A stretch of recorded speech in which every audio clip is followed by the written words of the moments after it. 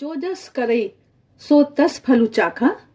कर्म के प्रकार, कर्म का फल कैसे मिलता है, दुष्ट लोग सुखी कैसे, छोटे बच्चों को दुख दर्द क्यों, आदि विषयों पर महाराज के विचार सुनने जा रहे हैं। जो जस करई सो तस फलु चाखा। महाराज कह रहे हैं कि जब जीवन में कोई अकल्पनीय विपत्ति आ जाती है, तब सामान्य रूप से अनेक मनुष्य के मन में प्रश्न उठता है कि जीवन में इतना दुख क्यों है। भगवान दयालु हैं, सर्वशक्तिमान हैं, तो वे दया करके मनुष्यों के दुख दूर क्यों नहीं कर देते हैं। राजकुमार सिद्धार्थ के मन में भी यह प्रश्न उठा था, जगत में इतना दुख क्यों है। इस प्रश्न के समाधान के लिए उन्होंने महाभिनिष्क्रमण किया, तप किया और प्रश्नों के समाधान प्राप्त करके बुद्ध बने। इन प्रश्नों के समाधान के लिए हमें भी उस स्थिति में पहुंचना पड़ेगा, क्योंकि हमारा छोटा सा मन अनंत और असीम भगवान के कार्यों को कैसे समझ सकता है। पॉल डेविस ने द माइंड ऑफ गॉड नामक पुस्तक में लिखा है कि इस सीमित मन से भगवान के मन को नहीं जान सकते हैं।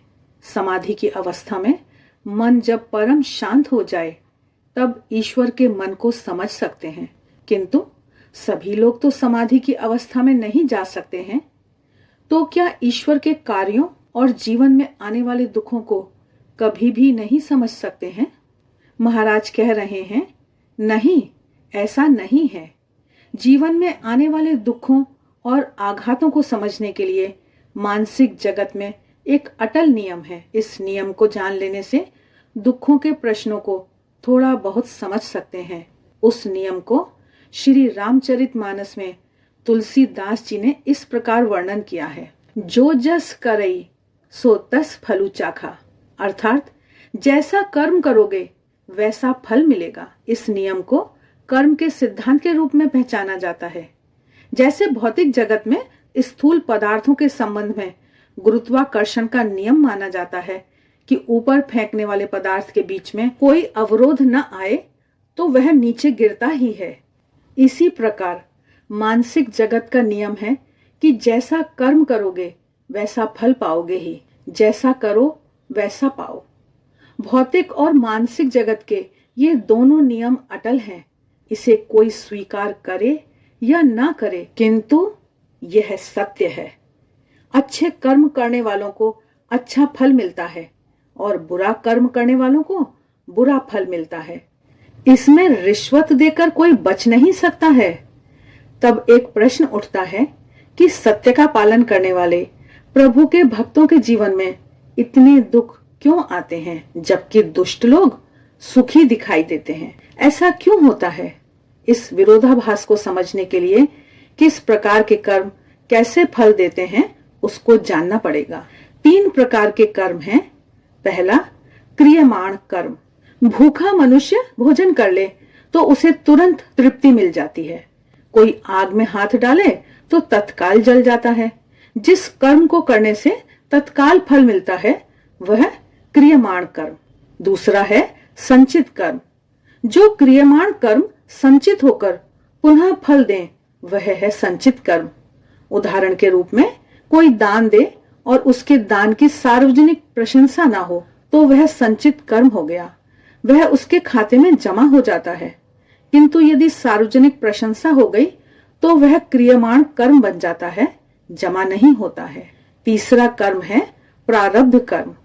संचित कर्म जब फल रूप में आते हैं तब वे प्रारब्ध कर्म बन जाते हैं। प्रारब्ध कर्म अर्थात पूर्व में किया गया पुरुषार्थ। पहले किया गया पुरुषार्थ संचित कर्म के रूप में जमा होकर भाग्य के रूप में आता है। इसलिए जैसे कर्म किए होंगे वैसा भाग्य बनता है। प्रत्येक को उसके संचित कर्म के अनुसार फल मिलता है। भगवान के सुपर कंप्यूटर में सबका हिसाब लिखा होता है। प्रत्येक कर्म के अनुसार उसका फल निश्चित ही है, पर यह फल कब तक मिलेगा वह पहले से नहीं जाना जा सकता है। प्रत्येक व्यक्ति का एक गुप्त खाता होता है, उसमें अच्छे और बुरे कर्मों का फल जमा होता रहता है। इसमें ऐसा नहीं हो सकता कि बुरे कर्मों का फल कुछ अच्छे कर्म करके मिटा दें। इस गुप्त खाते में दोनों प्रकार के फल जमा होते रहते हैं और उसी के अनुसार प्रत्येक को भोगना पड़ता है। आगे स्वामी निखिलेश्वरानंद जी कर्म का फल कैसे मिलता है इस विषय पर अपने विचार प्रकट करते हुए कह रहे हैं कि कर्म का फल जीवन में दो प्रकार से मिलता है। एक तो मन में संस्कार के रूप में और दूसरा विश्व में व्यापक रूप से।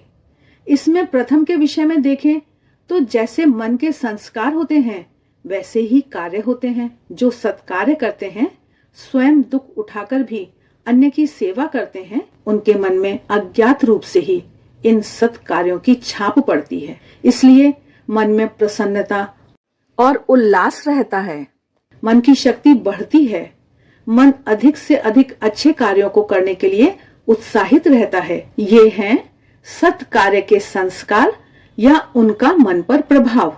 सत्कार्यों के संस्कार से सद्बुद्धि आती है, सद्बुद्धि से अनेक शुभ कार्य होते हैं।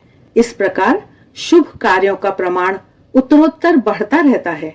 इसके विपरीत बुरे कार्य करने वाले के मन में खराब संस्कार पड़ते हैं। ये खराब संस्कार और अधिक बुरे कार्यों की ओर खींचते हैं।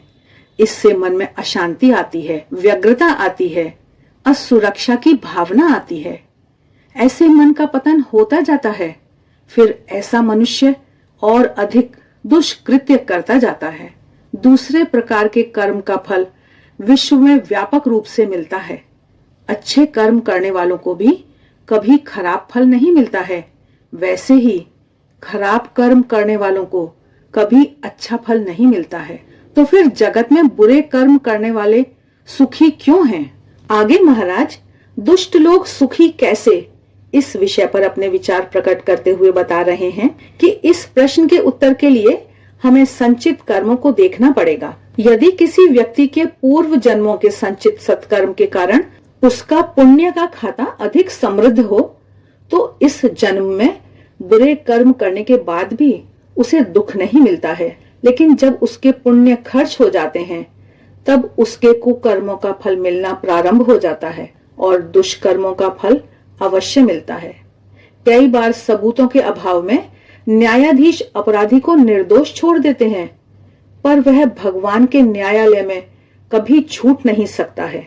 जब तक उसके पुण्य के खाते से पुण्य खर्च नहीं हो जाता, तब तक उसे दुख रूपी सजा नहीं होती है और तब तक अपराधी निर्दोष की तरह आराम से रहता है। पर पुण्य समाप्त होने के बाद किसी न किसी रूप में उसे कुकर्मों का फल भोगना ही पड़ता है। महाराज कह रहे हैं कि किस कर्म का फल कब कितना मिलेगा यह पहले से नहीं जाना जा सकता। दुष्कर्म और सत्कर्म दोनों के फल होते हैं। जितनी देर से मिले उतना ही अच्छा है। इससे दुष्कर्मों के फल जितनी जल्दी भोग लिए जाएं उतना ही अच्छा है, नहीं तो कर्म फल जमा होगा।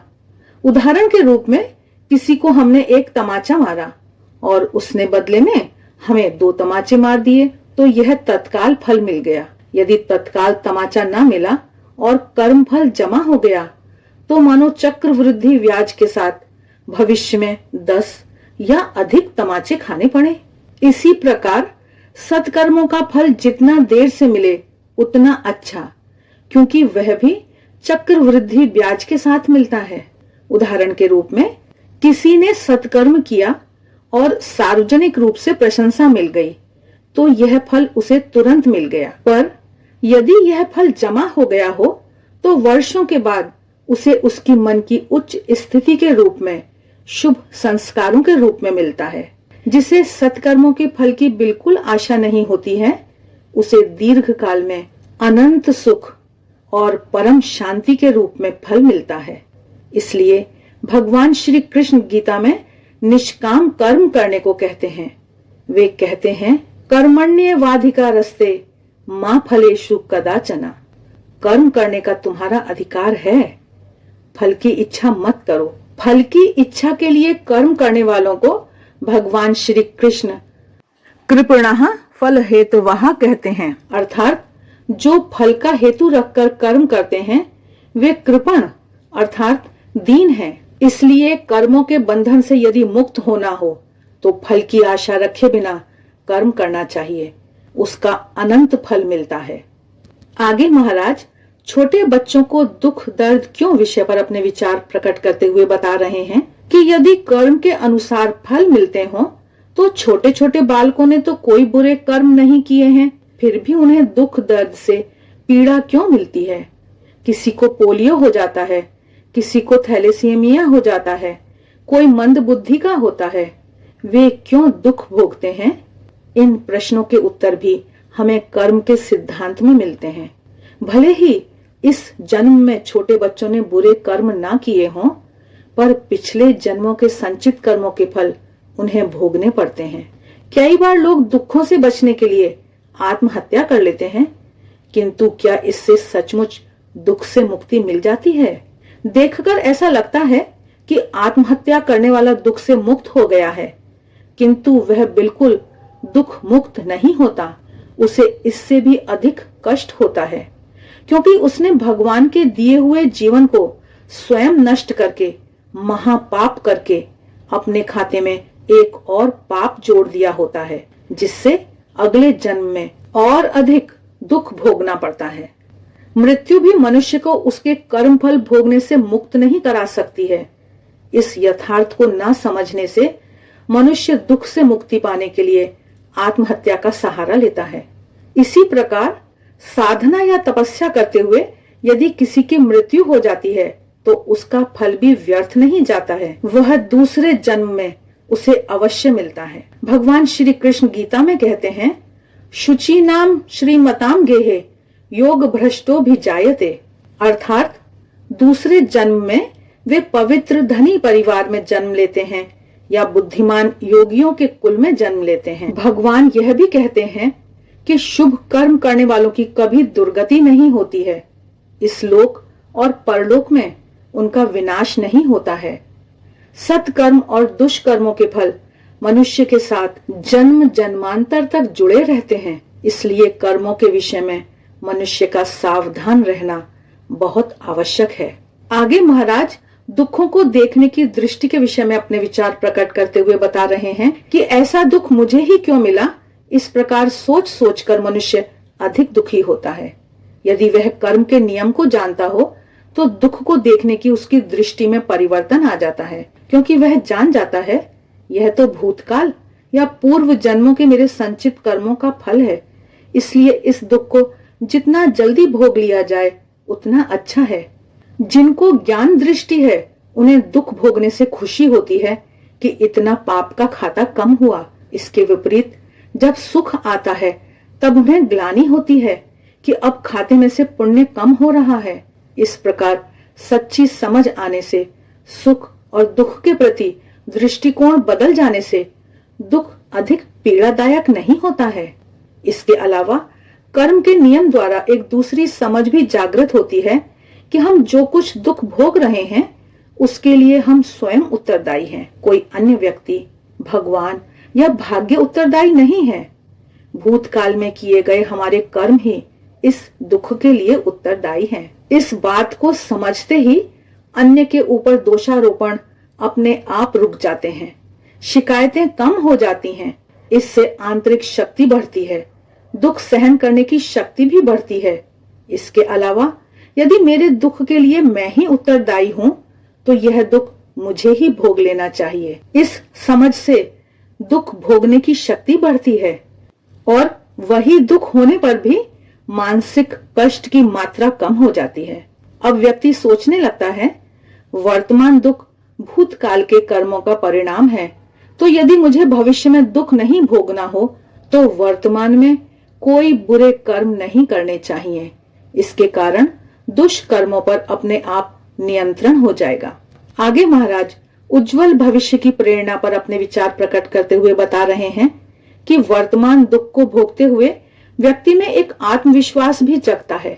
व्यक्ति सोचने लगता है कि ये वर्तमान दुख मेरे पूर्व संचित कर्म हैं जो मुझे प्रारब्ध के रूप में मिले हैं, तो वर्तमान के कर्मों से मैं पुनः अपने भविष्य के प्रारब्ध का निर्माण अवश्य कर सकता हूँ। मेरा भविष्य मेरे अभी के कर्मों से बनेगा।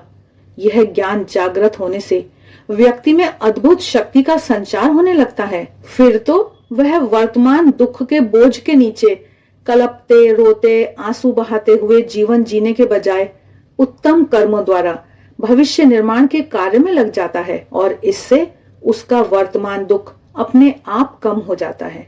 व्यक्ति को जब पता चलता है कि मेरे जीवन की बागडोर मेरे हाथ में ही है और मैं जहां चाहूं उस लक्ष्य स्थल तक पहुंच सकता हूं, तब वह दुख में रोने और हाथ पर हाथ रखकर समय बर्बाद करने के बदले वर्तमान सत् कार्यों द्वारा भविष्य के निर्माण में लग जाएगा। उसके लिए उसमें अपूर्व हिम्मत आ जाएगी।